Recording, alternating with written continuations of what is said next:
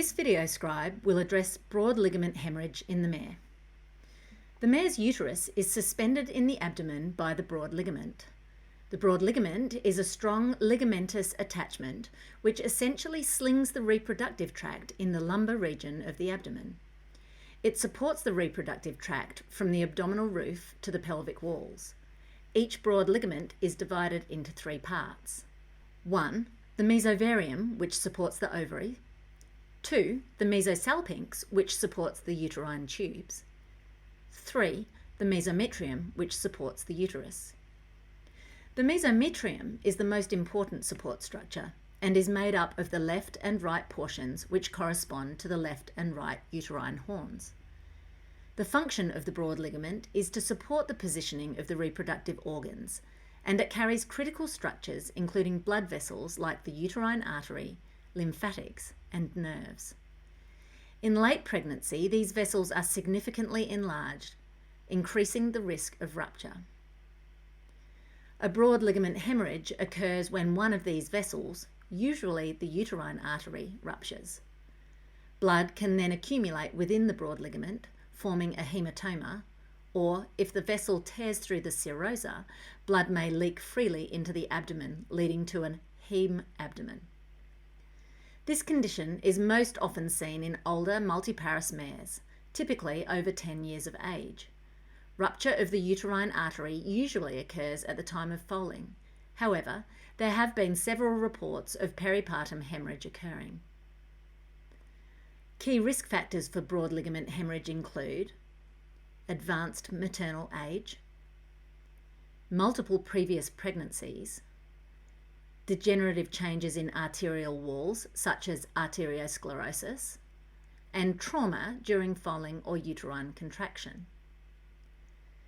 The clinical presentation depends on the severity and location of the bleed.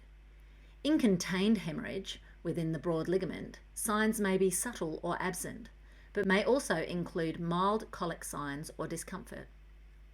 In uncontained hemorrhage into the abdomen, signs are often more dramatic.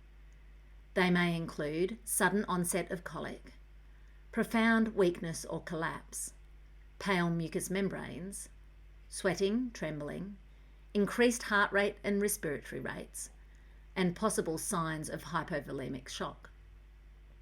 Collapse and death can occur rapidly if bleeding is severe and should be considered as the primary differential diagnosis of sudden death at the time of foaling.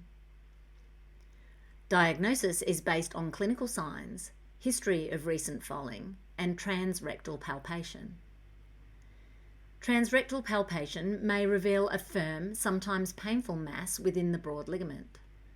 Ultrasound of the reproductive tract is particularly useful as it can confirm the presence and size of a hematoma or detect free fluid in the abdomen suggestive of hemabdomen. Blood work often shows an anemia, plus or minus potentially elevated lactate or PCV if shock is present. Treatment focuses on supportive care, as surgical intervention is rarely feasible. Management may include IV fluids to maintain blood pressure and perfusion, analgesia, often using flunixin meglumine or opioids such as butorphanol. Sedation can be used if the mare is fractious or distressed. Care must be taken when administering drugs that may exacerbate low blood pressure. Blood transfusions in severe cases, and strict stall rest is essential. If the hemorrhage is contained, the prognosis improves significantly once bleeding stops and a hematoma stabilises. If there is a suspected or confirmed breach of the uterine lumen, such as a uterine tear or rupture, broad-spectrum antimicrobial therapy should be initiated prior to surgical intervention. Prophylactic antimicrobial administration for broad ligament hemorrhage is rarely necessary. In cases where the hemorrhage is contained within the broad ligament, supportive care should be adequate until the clot stabilises and risk of further hemorrhage has resolved. In more severe cases of hemabdomen, empirical broad-spectrum antibiotics may be initiated in light of a deteriorating clinical picture, systemic haematology and biochemistry, or other concurrent disorders such as metritis or retained fetal membranes. Further information to guide antimicrobial use can be obtained by abdominocentesis with cytology, culture and susceptibility.